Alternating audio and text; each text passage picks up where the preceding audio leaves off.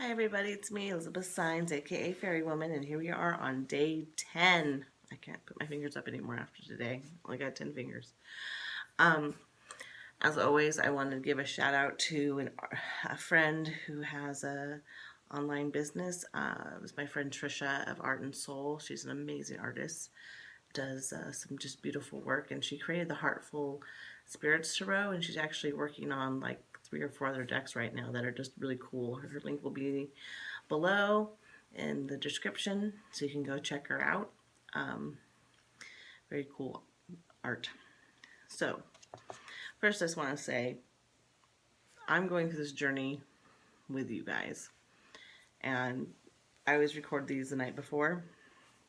So, day 9 was emotional for me. I let myself be in that space, like the fairies talked about, and felt just, broke down and cried, and just was really emotional. Got into my feelings of fear about the future, about the state of our world, about where things are going. Um, I feel like people keep talking about getting back to normal, and I really feel intuitively and also just logically that there isn't any going back to the way it was before. And there's a lot of grief with that too. Um, so I feel better. I'm just a little bit raw, which is actually perfect for day 10, chapter 10, in the Fairies Guide to Being Human, a Magical Companion. The fairy message is, you humans can often gain great clarity through expressing and experiencing your emotions. You can hold your emotions at bay, worry that they will overwhelm you or make you lose control. That is just it. You need to lose control. You need to let go of that silly illusion that you have control over the events, people, and places of your life. You are a creator of your reality, not a controller of it. Birth is a process of surrender. If you are to be a creator of your life, then you need to surrender to the immense energy that is flowing through you and from you. Allow the divine you to create. The ego consciousness wants to control. The ego consciousness can have influence. It can advise from that perspective, but it should never mistake itself for the captain of the ship, which is you. You flowing through your life experience. Your divine self has charted this course, and it will take every opportunity to make the path clear for you. Your emotions are a compass for your path, pointing you to where you want to be and where you don't. The fairies. Action step. During an emotional upheaval, you end up feeling emotionally raw.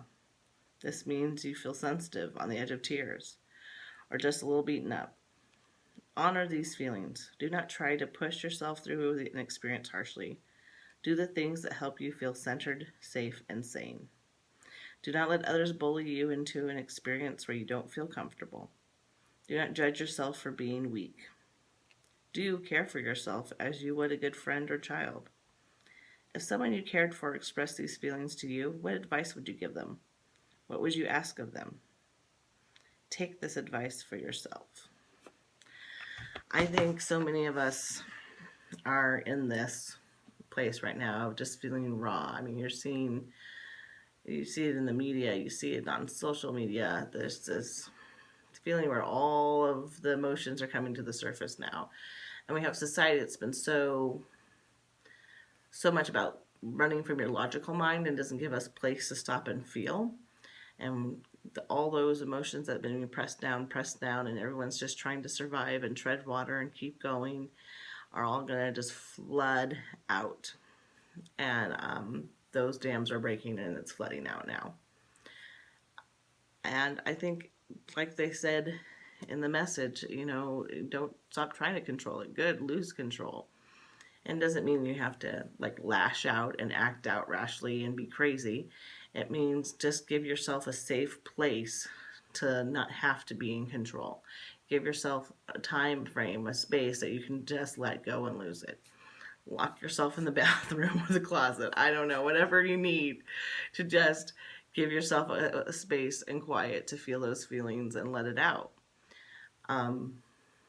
and beat a pillow. A really good friend of mine talked the other day about how she just had this anger that came up, raging up in her, and her boyfriend stuffed a sweatshirt with a pillow and got this thing and let her just like, and held it up like a shield and just let her just go to town crazy, beating on it as he held it up, because she had to get that rage out. And that's the kind of things we have to do. We have to kind of even get silly with it, just like, what can I do to just like feel this feeling and get it out? Because once you get it out, then it kind of clears, it loses its immensity, and you can get to the wisdom that's underneath. When we have these strong feelings, it's because our soul is screaming out to us to try to tell us something. Our heart is screaming out to us to try to tell us something, and we're not listening. We're just going, no, no, no, can't feel that now. I gotta make dinner. I gotta function. I gotta pay these bills. I gotta do this thing, and we don't give ourselves that space to feel.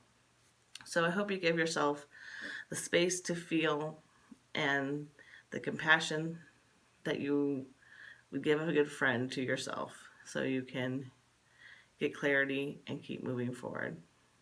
I hope you guys have a magical day. Bye.